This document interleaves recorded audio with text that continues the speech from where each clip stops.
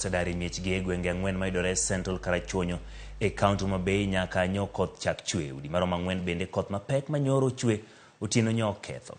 Ruoth ma Central Karachuonyo location Herman Onyango yango ne familia ma kwan gi ok tin ne 300 oseyudo midhiero kaluwore gi olano ma omonjo gwenge mag Kamuga, Kosano, Nyaola kod Kolonde. Ruoth Herman Onyango nyiso tend kaunti mondo mi okony jopiny ma konyo aruya e kinde ni mapek medonjonegi ka jopiny bende okwamo mondo dhi kuonde mani malo.